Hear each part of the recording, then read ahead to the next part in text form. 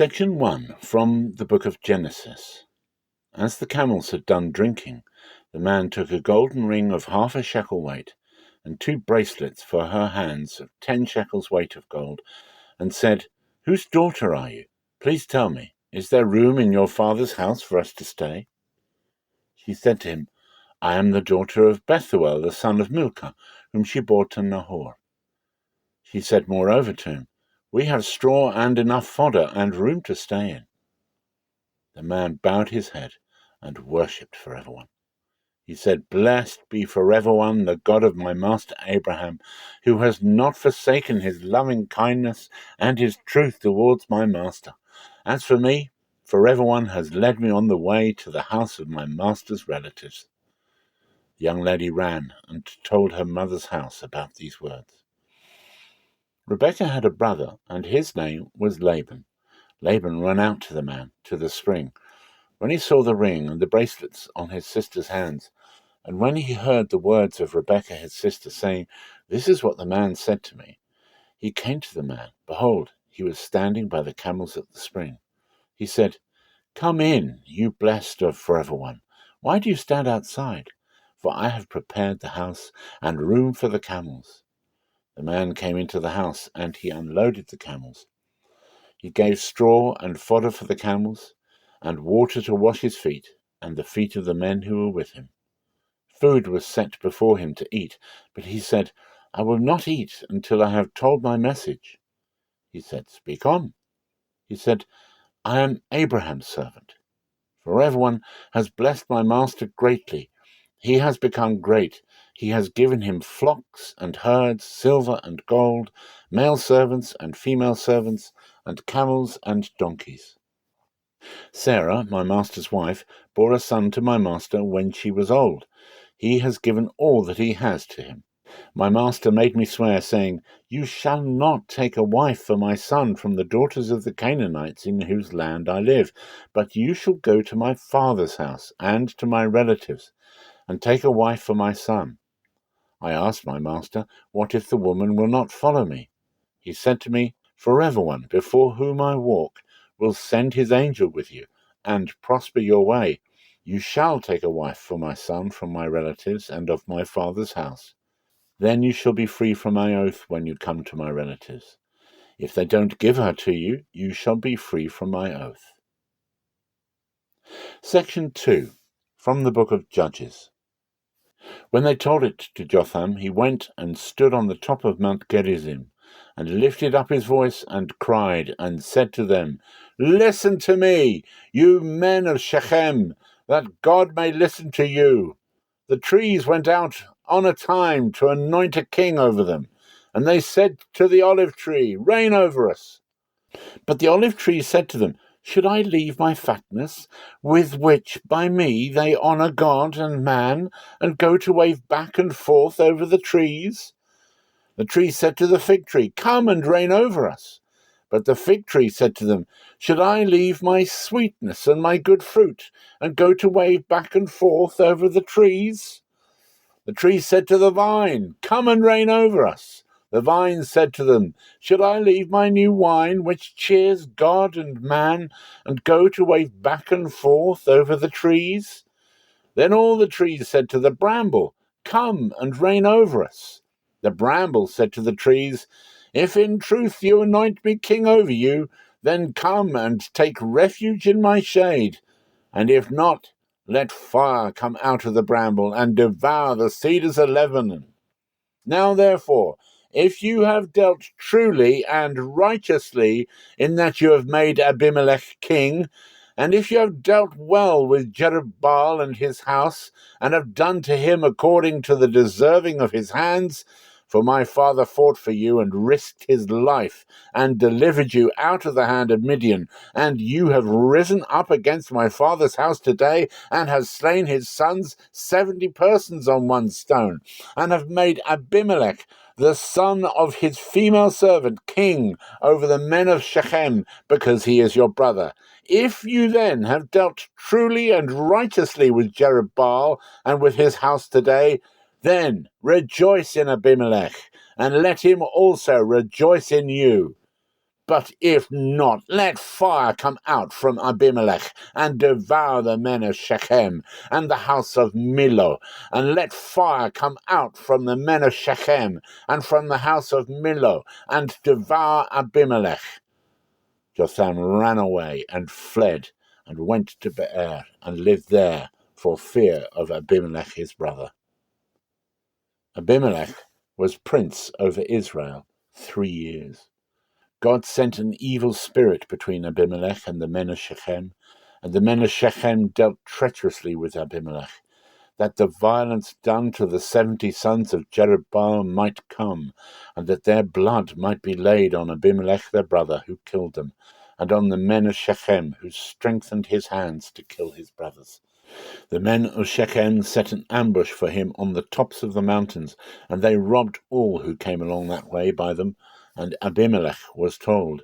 Gaal the son of Ebed came with his brothers, and went over to Shechem, and the men of Shechem put their trust in him. They went out into the field, and gathered their vineyards, and trod the grapes, and held festival, and went into the house of their God, and did eat and drink, and cursed Abimelech. Gaal the son of Ebed said, Who is Abimelech, and who is Shechem, that we should serve him? Isn't he the son of Jerubbaal, and Zebul his officer? Serve the men of Hamor, the father of Shechem, but why should we serve him? Would that this people were under my hand, then I would remove Abimelech. He said to Abimelech, Increase your army, and come out. When Zebul, the ruler of the city, heard the words of Gaal the son of Ebed, his anger was kindled. He sent messengers to Abimelech craftily, saying, Behold, Gaal the son of Ebed and his brothers are come to Shechem, and behold, they constrain the city to take part against you. Now therefore, go up by night, you and the people who are with you, and lie in wait in the field. And it shall be that in the morning, as soon as the sun is up, you shall rise early and rush on the city, and behold, when he and the people who are with him come out against you, then may you do to them as you shall find occasion. Section 3, from the first book of Chronicles. When the Syrians saw that they were defeated by Israel, they sent messengers, and drew out the Syrians who were beyond the river, with Shophach, the captain of the army of Hadadezer, at their head. David was told, and he gathered all Israel together, and passed over the Jordan, and came on them, and set the battle in array against them. So when David had put the battle in array against the Syrians, they fought with him. The Syrians fled before Israel, and David killed of the Syrians the men of 7,000 chariots, and 40,000 footmen, and killed Shophach, the captain of the army. When the servants of Hadadezer saw that they were defeated by Israel, they made peace with David, and served him. Neither would the Syrians help the children of Ammon any more. At the time of the return of the year, at the time when kings go out to battle, Joab led out the army, and wasted the country of the children of Ammon, and came and besieged Rabbah. But David stayed at Jerusalem. Joab struck Rabbah, and overthrew it. David took the crown of their king from off his head, and found it to weigh a talent of gold, and there were precious stones in it, and it was set on David's head, and he brought out the spoil of the city, exceeding much. He brought out the people who were therein, and cut them with saws, and with iron picks, and with axes. David did so to all the cities of the children of Ammon. David and all the people returned to Jerusalem. After this there arose war at Gezer with the Philistines. Then Sibbechai the Hushathite killed Sippai of the sons of the giant, and they were subdued. There was again war with the Philistines, and Elhanan the son of Jair killed Lachmi, the brother of Goliath the Gittite, the staff of whose spear was like a weaver's beam. There was again war at Gath, where there was a man of great stature, whose fingers and toes were 24, 6 on each hand, and 6 on each foot, and he also was born to the giant. When he defied Israel, Jonathan the son of Shimea, David's brother, killed him. These were born to the giant in Gath, and they fell by the hand of David and by the hand of his servants. Section 4, from the book of Matthew. Now, while the Pharisees were gathered together, Jesus asked them a question, saying, "What do you think of the Anointed One? Whose son is he?" They said to him, "Of David." He said to them, "How then does David in the Spirit call him Lord, saying, 'For everyone said to my Lord, sit on my right hand, until I make your enemies a footstool for your feet'? If then David calls him Lord, how is he his son?" No one was able to answer him a word, neither did any man dare ask him any more questions from that day forward. Then Jesus spoke to the multitudes and to his disciples, saying, "The scribes and the Pharisees sit on Moses' seat. So whatever they tell you to observe, observe and do. But don't do their actions, for they speak, but don't act. For they bind heavy burdens that are grievous to be borne, and lay them on men's shoulders, but they themselves will not lift a finger to help them. But they do all their actions to be seen by men. They make their phylacteries broad, enlarge the fringes of their garments, and love the place of honor at feasts, the best seats in the synagogues, the salutations in the marketplaces, and to be called Rabbi, Rabbi by men. But you are not to be called Rabbi, for one is your teacher, the Anointed One, and all of you are brothers. Call no man on earth your father, for one is your Father, he who is in heaven.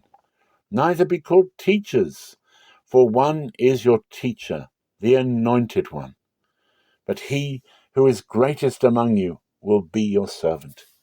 Whoever exalts himself will be humbled, and whoever humbles himself will be exalted. Woe to you, scribes and Pharisees, hypocrites! For you devour widows' houses, and as a pretense you make long prayers. Therefore you will receive greater condemnation. But woe to you, scribes and Pharisees, hypocrites, because you shut up the kingdom of heaven against men. For you don't enter in yourselves, neither do you allow those who are entering in to enter. Woe to you, scribes and Pharisees, hypocrites, for you travel around by sea and land to make one proselyte, and when he becomes one, you make him twice as much a son of Gehenna as yourselves. Woe to you, you blind guides who say, whoever swears by the temple, it is nothing, but whoever swears by the gold of the temple, he is obligated. You blind fools, for which is greater, the gold or the temple that sanctifies the gold? And whoever swears by the altar, it is nothing, but whoever swears by the gift that is on it, he is obligated. You blind fools, for which is greater, the gift or the altar that sanctifies the gift? So he who swears by the altar swears by it and by everything on it. He who swears by the temple swears by it and by him who has been living in it. He who swears by heaven swears by the throne of God and by him who sits on it.